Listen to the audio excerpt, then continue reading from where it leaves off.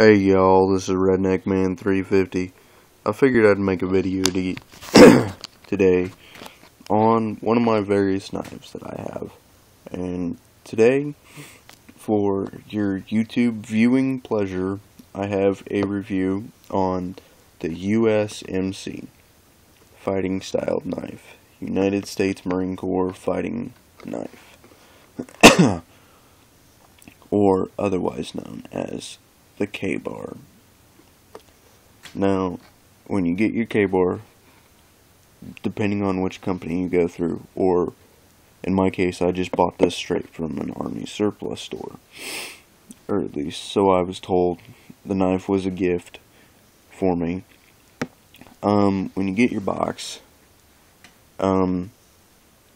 depending on where you go,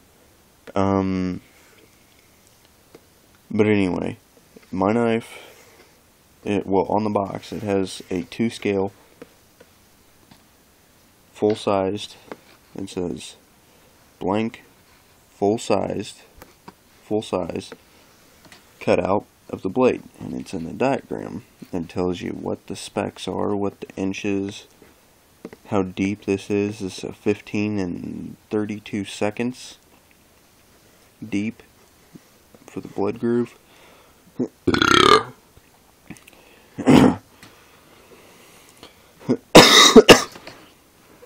But anyway, enough talking. Let's get to the knife, y'all. If I can get this open with one hand. Damn it, I got it open earlier. Really didn't want to start doing this with 2 hands. Alright. You get your box, there ain't gonna be nothing in the lid. And well, I did have a lifetime guaranteed warranty.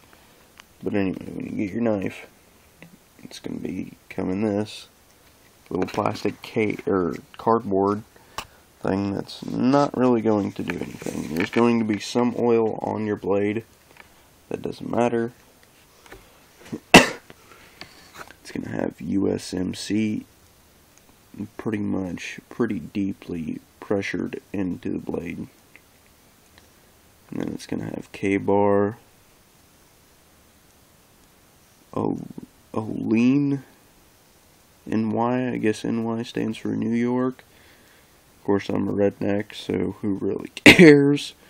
It is blood grooved on both sides. Has a clip point on both sides.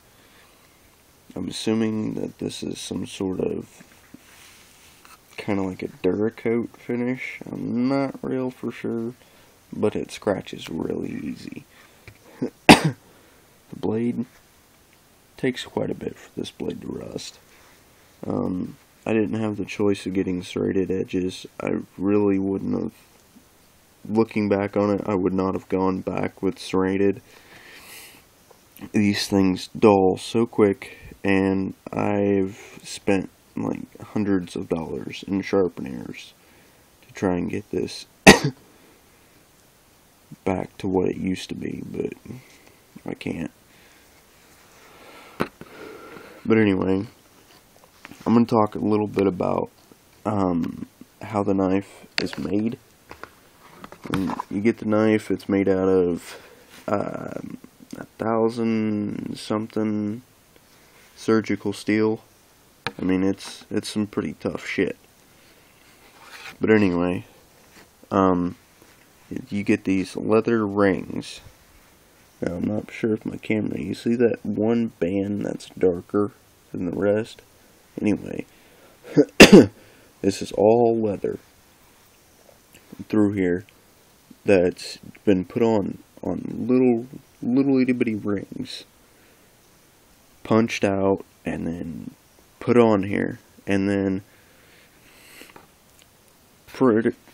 I'm guessing this is how you would do it. You put your guard on, you put your rings on, rings of leather, and then you come back here, which is going to be this part right here, and you can see, I don't know why it does that. That shouldn't be that thin. Just now realized that. But anyway, you get this called a pommel, I'm assuming. But anyway, it's held on there by a pin. The really, really shiny thing in the center of your screen is the pin that goes all the way across. All the way across. Holds in everything. Sorry, YouTubers, you must excuse me. My cold is getting the best of me. But anyway, I'm assuming that they would take, or whoever the maker of this knife is, I'm assuming it's Ka-Bar, because it says it on the box, but I'm assuming that they would take some sort of hot metal,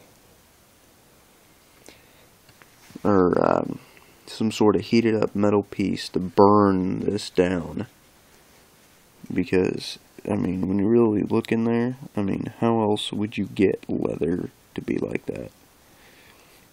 At least that's how I would do it.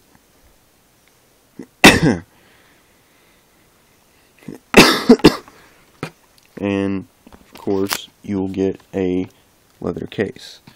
My case and my knife are not in the greatest of condition, but I use this thing every day. Every freaking day. It's not exactly legal to carry this in the state I live in, but all at the same time, I've gotten pulled over just by walking down the street with this on my side. Been given the usual. You need to have this and this sort of license. You need to have a military license to carry this down your side, and you have to have a reason, and just essentially a big waste of time for the cop. He essentially just ended up giving me one huge bullshit lecture that I eventually told him, look dude, I carry knives on me every day. If you take this one from me, I'm just going to go out and buy another one. He didn't really like that too much. But anyway, this is what I thought was pretty cool. This has been punched into leather with leather punches. I can't really tell if it's just one huge punch that's set on here like a square. Kind of like an old paper press for old newspapers, how you had individually put in the letters. But anyway, that's what it kind of looks like. I'm not real for sure. This, I can definitely tell, was made by punches. It's the Marine Corps Eagle Globe and Anchor, which is stands for the Marine Corps Air, Air, Land, and Sea. And then USMC, or the way I put it, is United States Marine Corps. There's nothing better than that. Only the finest for our Marines. And the back, it's nothing real fancy. You don't really see the back. Just plain Jane leather with studs in it. Now this center stud, don't know what that goes to, because when you pull this out, that stud sits right there. There ain't nothing too fancy about it.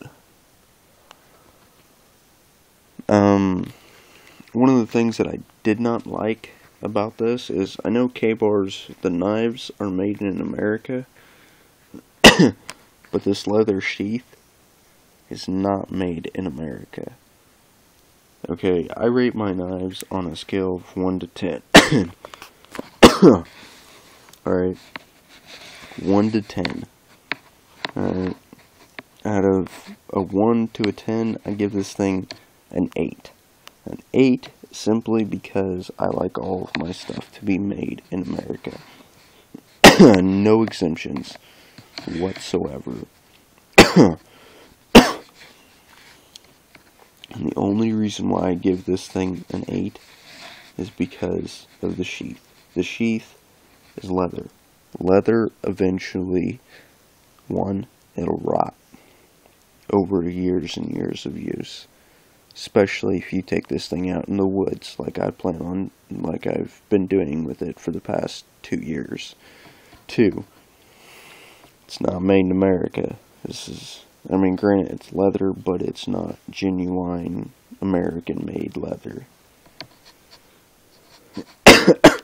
The snaps on this, I usually don't leave this thing snapped, so that's why my snap is in, or retention snap, or whatever you want to call it, is in good condition.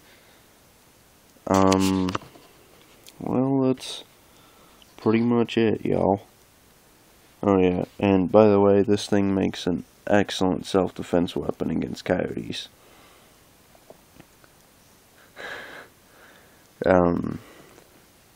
Just thought I might throw that in there just to be random. I did end up getting attacked by some coyotes when I went primitive camping with my buddies. And coyote got a little bit too close to me, and so I pulled my knife out and stuck it into the back of his head. That's why it is chipped away right there. But the blade ended up going in about right there, well within lethal range, especially since it went into the skull. Even though there was another time that I single-handedly killed a coyote with my bare hands. It came up to attack me, and I fucking grabbed onto the damn thing and threw it, essentially snapped its neck and threw it into the creek.